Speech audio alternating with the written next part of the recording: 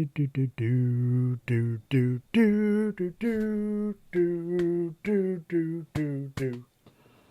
The day has finally arrived. Actually, it was yesterday, but we're getting to it now. Billy Napier has left the building.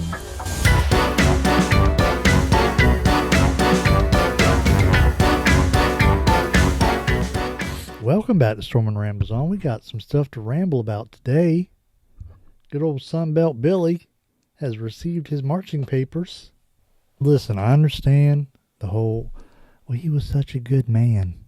I don't doubt that. He was such a nice guy. I don't doubt that. He was so good to these players and building a culture, and I don't doubt that. He sucked as coach. He sucked at calling plays. Let's be honest here.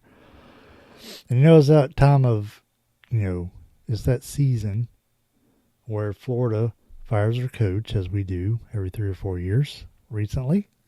I don't like it, but it is what it is. Trying to find the right one. You got to get rid of the wrong one to get the right one.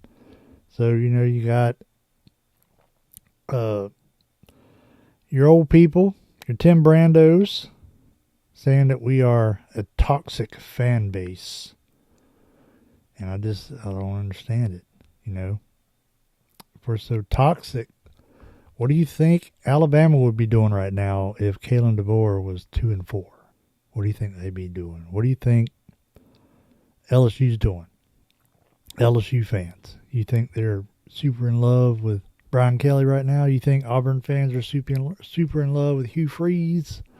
You don't think they want to fire him? Florida State, hello. I bet they want to fire Mike Norvell.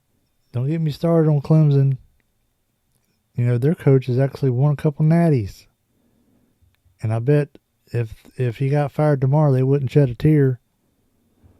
So, I don't want to hear this mess about toxic. Any fan base who has been at that level, as Florida was in the past, they want to get back there. They want to stay there. And if they ain't there, they want to get back there. And that's all we're trying to do. And if, we hire somebody, they can't get it done. And the day and age we live in now, it ain't like it used to be. The transfer portal and all that. Like, you can take a team that sucked eggs last year and turn them into a playoff contender in one season, in one off season. You just get the right guys, pay the right amount of money. I never was for paying college players.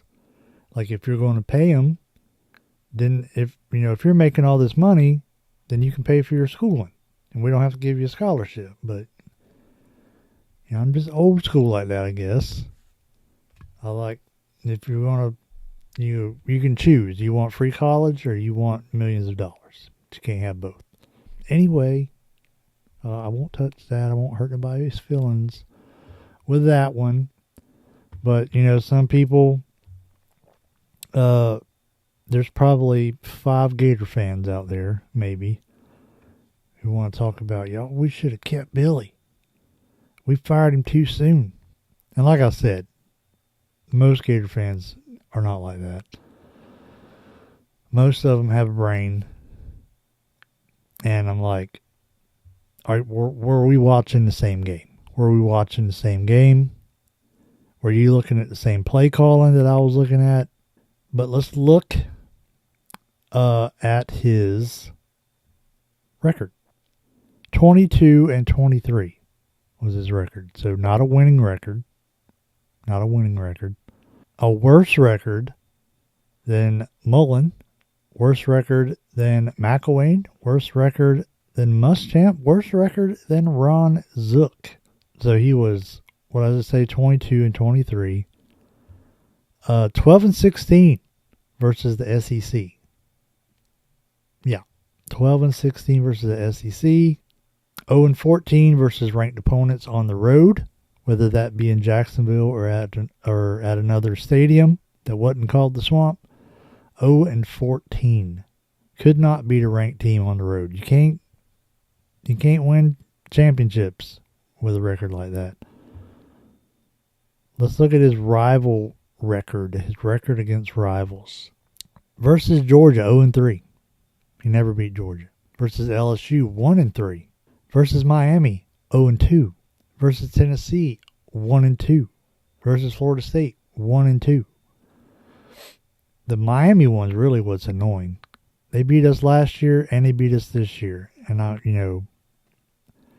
after that embarrassing loss last year, I thought for sure this year, like, we're going to get some vengeance.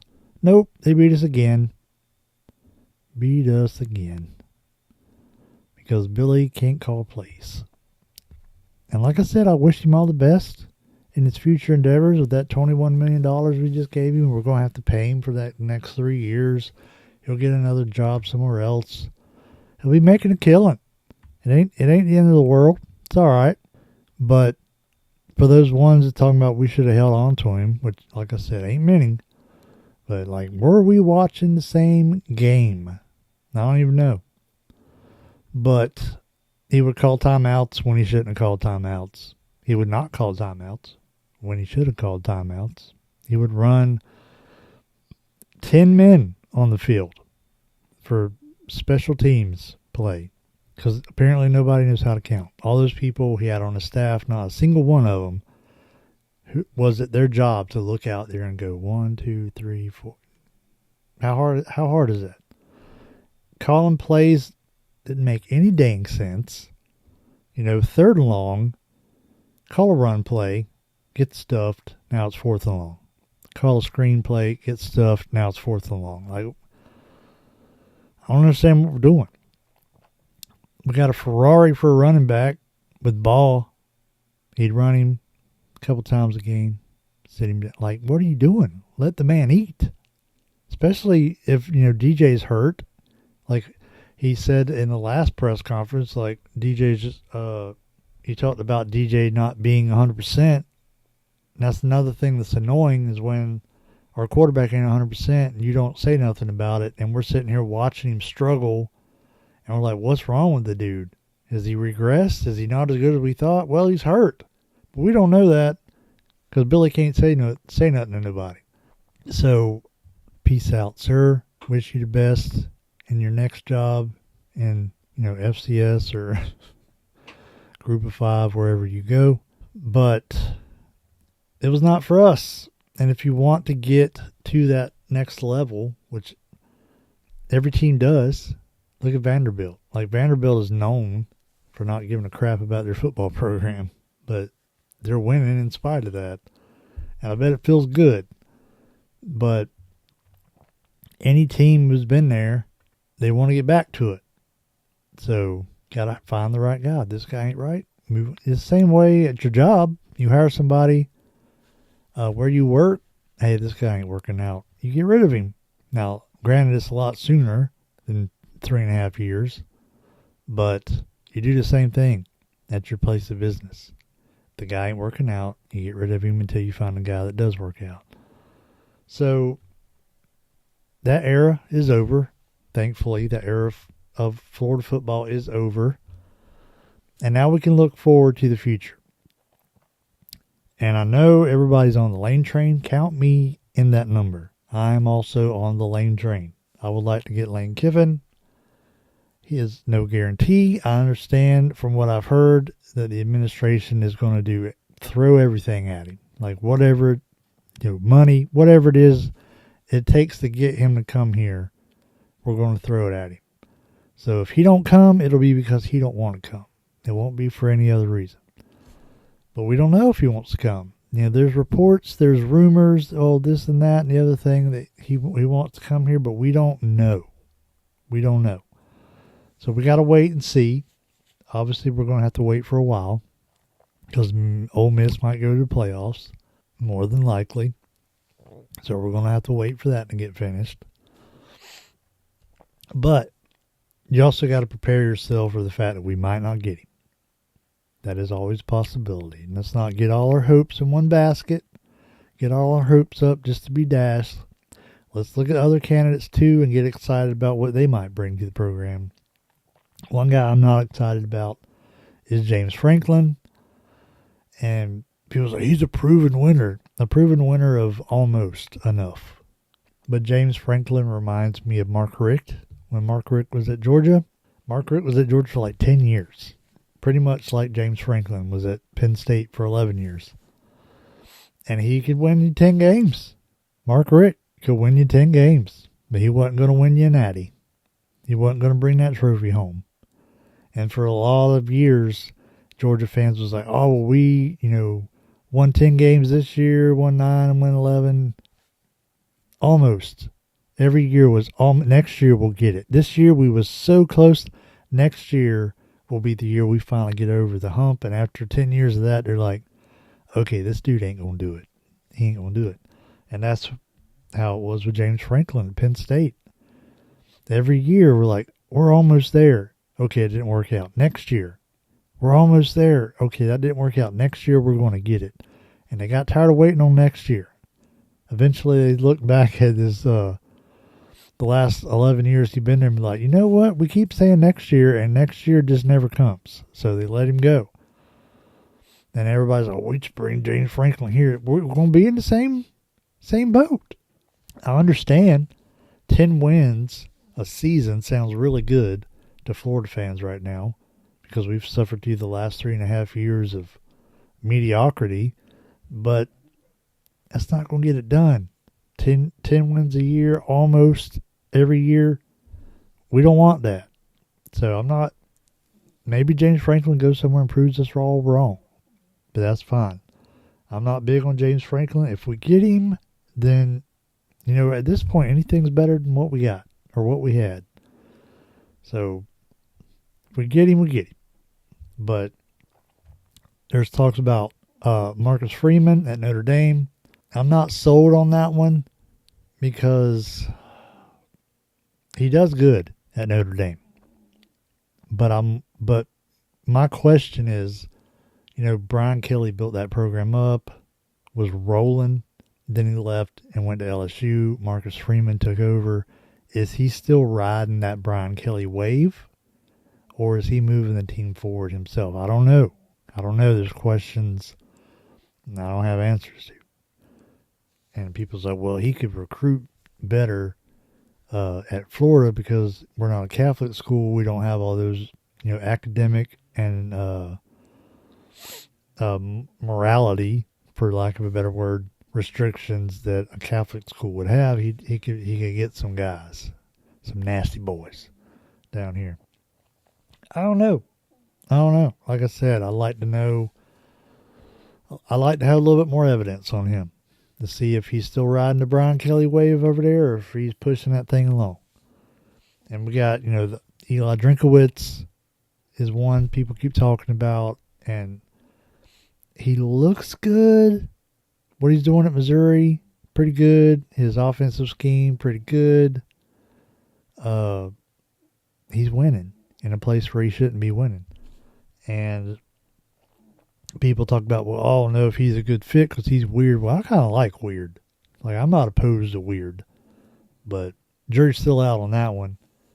But and then you got, Fran Brown at Syracuse, Kenny Dillingham, Arizona State, the guy at Georgia Tech, and then Golish at USF. I'm not super thrilled with any of those names. Our hearts are set on Lane Kiffin. I understand that. I'm just saying, temper your passions, so to speak, because it might not happen. We want it to happen. If it does happen, there's no guarantee that it's going to be the be-all, end-all. It's going to be the answer to our prayers. There's no guarantee of that. But we like Lane, been a winner just about everywhere he's went. We like his offensive mind. We like his trash talking. We need some of that after 3.5 years of Eeyore, Opie Taylor, on the sidelines. We want somebody that's got a little bit of fire in their belly. So all that stuff is attractive, but at the same time, we don't know if that's what's going to work. We just have a pretty good idea it will. But we don't know. So we got to keep our minds open, research these other guys, get to know them a little bit, see what they bring to the table just in case the Lane train gets derailed on the way to Gainesville. We don't know. But the future is bright because we don't have to look forward to absolute boredom every Saturday going forward, hopefully. Billy Gonzalez is going to be the interim head coach going forward for the rest of the season. Russ Callaway is going to be calling offensive plays, and Ron Roberts is going to keep on calling the defensive plays. And I'm looking forward to it, man. We got 2 weeks till we play Georgia. Not saying we're going to beat Georgia. I wouldn't think we're going to beat Georgia, but I'm just looking forward to whether we win or lose. Again, obviously, we all want to win, especially against Georgia. But whether we win or lose, I just want to see something exciting on the field. I just want to see some, bust off some runs with ball. Run the ball. Run the ball. I want to see DJ, start slinging it. Some 5 wide receiver sets. Just see what we can do out there. Call some plays that we ain't seen because Billy was a boring play caller. This season's already a wash. Like they say, we got nothing to lose. Throw everything out there. See what happens. See what works. See what don't work. And score more than 21 points. That would be nice. Anyway, looking forward to it. If we got any more breaking news, which I doubt, but if we get any more breaking news, I'll make a video about it because who don't like talking about their favorite team? And even if nobody really watches these videos, it's still fun for me to get on here and get it out. Get it out. Anyway, I've been Stormy Norman. I have rambled on. I appreciate y'all watching, and I will see y'all in the next one. Go Gators!